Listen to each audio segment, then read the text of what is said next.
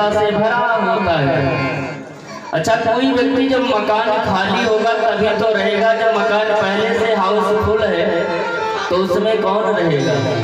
तो परमात्मा जब हमारे मन के अंदर झांक कर देखते हैं कि थोड़ा सा भी जगह है या सब फुल है, जब देखते हैं भगवान की हाउसफुल चल रहा है तो चले जाते हैं।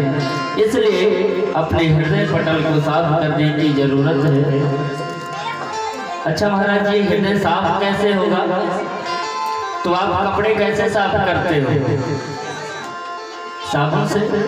और जितना गहरा दाग हो उतना महंगा साबुन लगता है। दाग अगर ज्यादा गहरा लग गया तो फिर तरह तरह के केमिकल से हटाने पड़ते हैं। और यदि हमारे हृदय में दाग है तो उसके लिए क्या करें महाराज? प्रभु नाम का साबुन लगाओ, भगवान के नाम का आश्रय लो।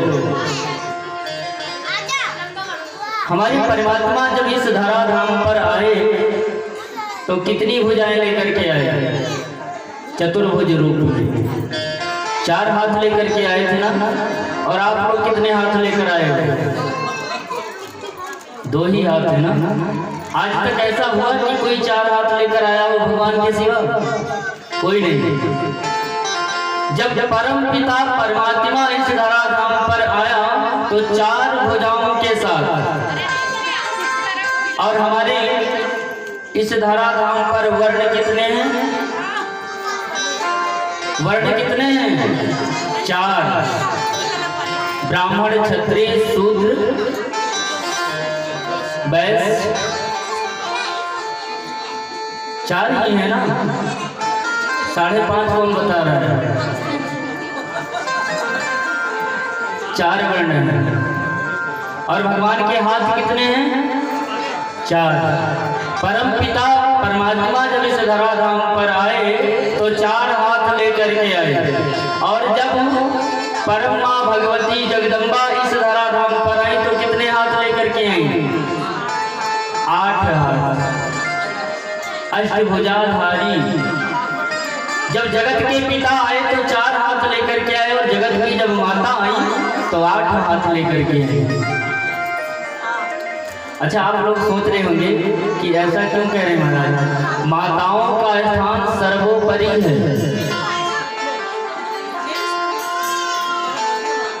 तो परमात्मा जब इस धराधाम पर 4 हाथ लेकर के आए, चारों में एक हाथ चारों वर्णों को पकड़ा दिया।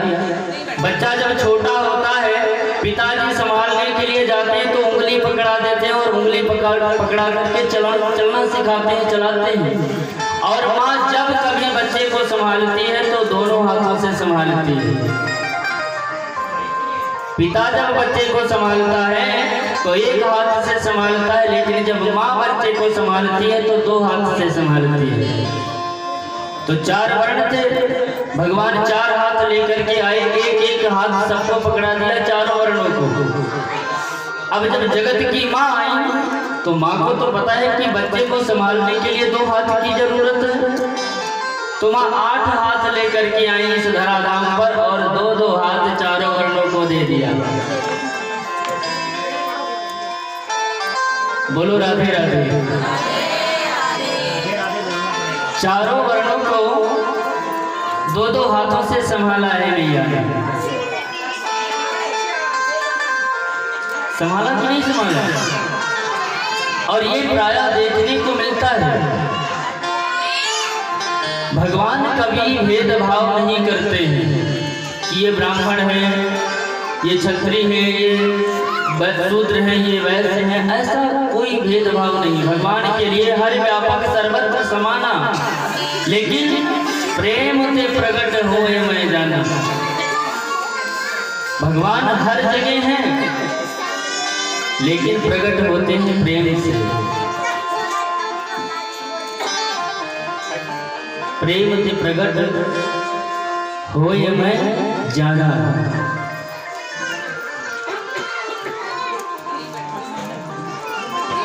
जब राम जी में और रावण में युद्ध चल रहा था, रावण आकर के सामने खड़ा हो गया राम जी के कि मैं लड़ने के लिए आया हूँ, युद्ध करूंगा। विभीषण भी आकर के खड़े थे। पूछा कि प्रभु आप रावण से लड़ने जा रहे हो? बोले हाँ लड़ने जा रहे हैं, इसमें कौन सी बड़ी बात है, लड़ने जा रहे हैं। लेकिन महाराज रावण तो रथ पे चढ़ करके आया है लड़ने के लिए और आपके पैर में खड़ाऊ भी नहीं है, कैसे युद्ध बराबरी का थोड़ी होगा। रावण रथी अरथ रघुवीरा। अच्छा, भगवान ने इस धराधाम पर आकर के ये काम और बड़ा सुंदर किया है। क्या किया है कि जो लोग ज्यादा बड़े थे ना उनका बड़पन दूर किया है, और जो ज्यादा छोटे थे उनका छोटपन भी दूर किया है भगवान ने। सभी को एक समान देखा है भगवान ने। अच्छा, कहाँ दूर किए भगवान आए तो बड़पन कहाँ दूर किया और छोटपन कहाँ दूर किए। देखिए जब युद्ध होने लगा तो रावण आया रथ पे चढ़कर, राम जी पैदल। तो विभीषण ने कहा प्रभु आप अपने शक्ति का उपयोग नहीं कर रहे हो। अरे आप चाहो तो एक स्लिप लिख करके इंद्र के पास भेज दो, 4-5 रथ भेज देंगे। बोले बात तो सही है पर मैं मांगूंगा नहीं। बोले महाराज क्यों नहीं मांगोगे, आप युद्ध किसके लिए कर रहे हो? तो राम जी ने कहा जगत कल्याण के लिए, देवताओं के कल्याण के लिए। यदि मैं रावण को मारूंगा नहीं तो देवताओं को ये मारेगा पकड़ कर। अगर महाराज आप जगत कल्याण के लिए रावण को मार रहे हो तो इंद्र आपकी सहायता के लिए एक रथ तो भेज ही सकते हैं। इंद्र से पूछा गया भैया रथ तुम क्यों नहीं भेज रहे हो? तो इंद्र ने कहा देखो महाराज अपनी भी कोई प्रेसिडेंट है, जो अगर भगवान मेरे से कहेंगे नहीं तो मैं भेजूंगा नहीं। अरे कम से कम एक बांदर ही भेज देते कि जाकर के बोल दो एक रथ भिजवा दो तो मैं रथ भेज देता। अगर वो मांगेंगे नहीं तो मैं दूंगा नहीं।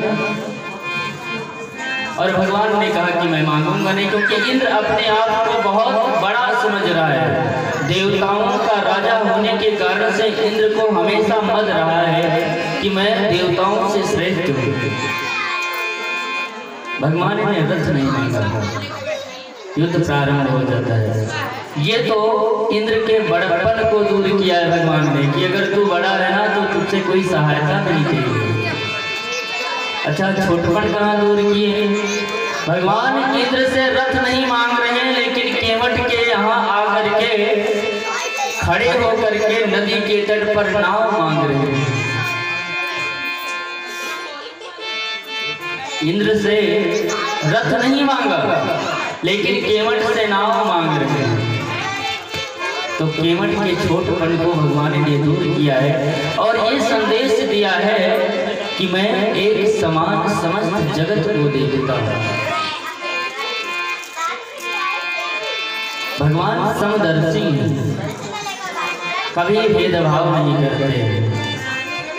भेदभाव तो हमारे और आपके लोग करते हैं। अच्छा, माताओं को एक बात की और बड़ी शिकायत रहती है। गोस्वामी तुलसीदास जी के रामचरितमानस में एक चौपाई लिखी है। प्रायः मैं कहीं भी कथा में जाता हूँ तो कभी कभी माताएं मुझसे पूछ लेती हैं कि गुरु जी ये बताओ, गोस्वामी तुलसीदास जी ने लिख दिया है कि ढोल गवार सोध बसुनारी, ढोल गवार सोध बसुनारी, सकल ताड़ना अधिकारी, सकल ताड़ना अधिकारी। ढोल गवार शूद्र पशु नारी सकल ताड़ना के अधिकारी। महाराज इसका क्या मतलब है? क्या ये सब ताड़ना देने के लिए है?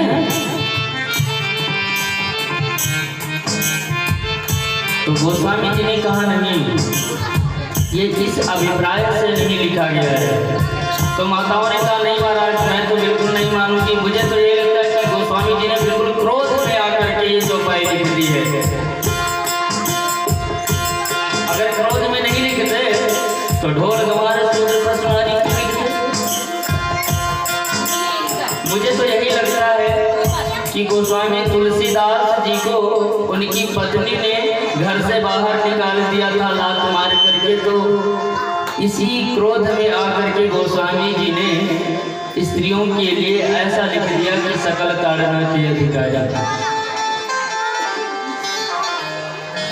अच्छा, अगर कल्पना किया जाए कि किसी के लात मारने के बाद ये रामायण लिखी गई हो, तो क्या ये लात मारने का ही फार्मूला था रामायण तैयार होने का? अरे ऐसे तो हजारों लोग होंगे दुनिया में, अब तक न जाने कितने रामायण हो जाते। ऐसा नहीं है। गोस्वामी तुलसीदास जी ने जब लिखा कि ढोल गंवार शूद्र पशु नारी सकल ताड़ना के अधिकारी, ताड़ना का मतलब ये नहीं होता है कि किसी को मारा जाए, पीटा जाए। व्याकरण की दृष्टि से आप देखेंगे तो ताड़ना का मतलब होता है लालयति पालयति शिक्षयति इति ताड़ना, और ताड़ना का मतलब देखना भी होता है।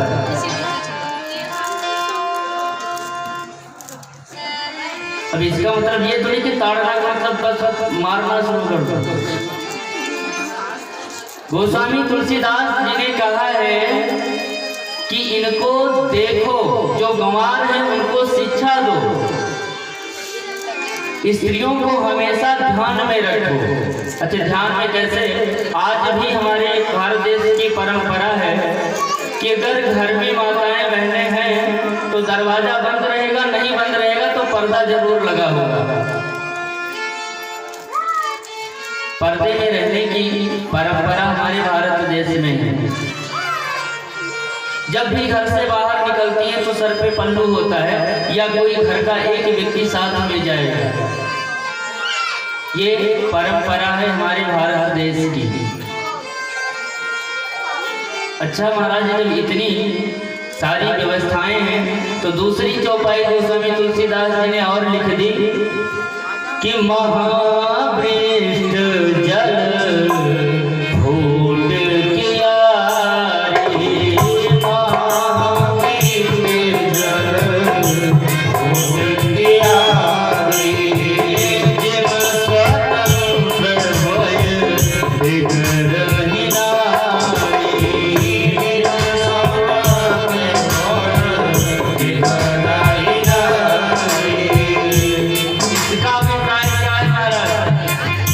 इसका अभिप्राय ये है कि स्त्रियों पर ध्यान रखना चाहिए, उनका ध्यान देना चाहिए कि हमेशा पर्दे के अंदर रहे। ताड़ना का अर्थ यही है कि उन पर ध्यान दिया जाए, उनकी शिक्षा पूरी कराई जाए, लालन पालन किया जाए। जब मैंने उन माता जी को ऐसे समझाया तो बोले गुरुजी आज तक किसी ने ये बात बताई नहीं थी, मुझे तो यही लगता था कि ताड़ना का मतलब मारना होता है। हर बात को समझना चाहिए पहले ठीक से। अच्छा, वेद में लिखा हुआ था एक जगह पर कि वेद पढ़ना पाप है, पेज लिखा हुआ था, और दूसरे पेज में लिखा था अशौच अवस्था में। वेद पढ़ना पाप है अशौच अवस्था में। अब एक महाराज जी ने पढ़ लिया, पीछे का तो देखा नहीं, आगे पढ़ लिया कि जो है वेद पढ़ना पाप है। अब पूरे जगह पर गाते फिरने भैया वेद पढ़ना पाप है। किसने कहा कि कहाँ लिखा है दिखाओ?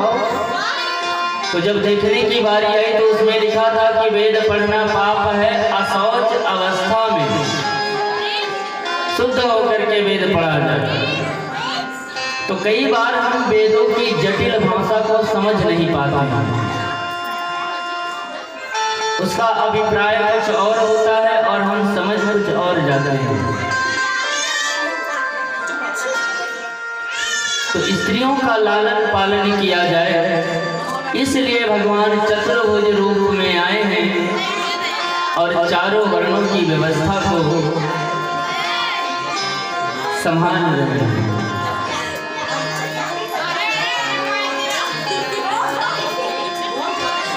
एक काम करो, आप लोग पहले बात कर लो, फिर मैं कथा सुनाता हूँ।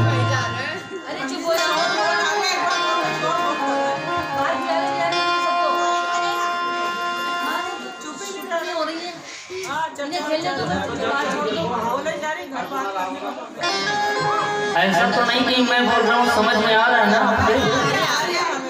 पता लगा मैं बोलता जाऊँ आप समझ ही ना पाओ। बोल वृंदावन बिहारी लाल की जय।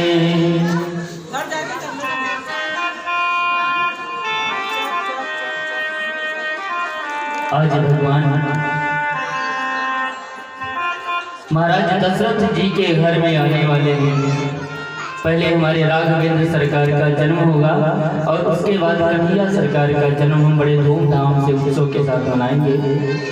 तो आइए अब हम चलते हैं एक बार अयोध्या की ओर। अयोध्या से मेरा बहुत प्रेम है। अयोध्या में एक जगह है जहाँ राम जी हमेशा विश्राम करते थे, जानकी महल। जानकी महल यानी सीता जी का महल। जानकी भगवान अयोध्या में जब तक थे तो जानकी महल में ही विश्राम करते थे और उस महल का एक नाम है सुंदर सदन। सुंदर सदन भी उस महल का नाम है। अच्छा, जब राम जी विवाह करने के लिए जनकपुर गए थे तो महाराज जनक जी ने भी सुंदर सदन में विश्राम करवाया था राम जी को। कैसे कि सुंदर सुखद जहाँ जब पहुंचे तो जनक जी ने सोचा कि इनका विश्राम कहाँ कराया है। कि सुंदर सदन सुखद सब काला,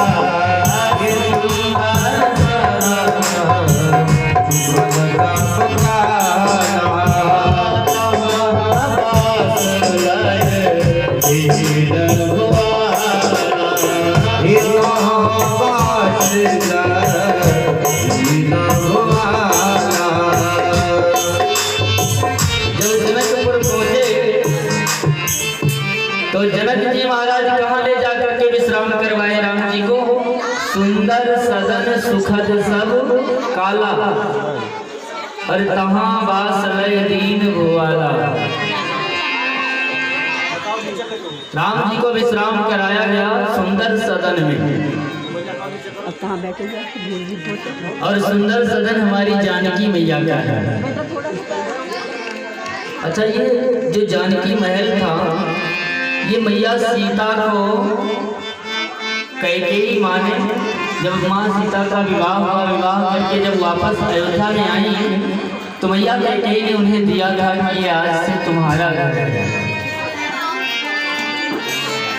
कैकेयी माँ ने कनक भवन दिया। कौशल्या मैया ने एक राज का हार होता था जो महाराज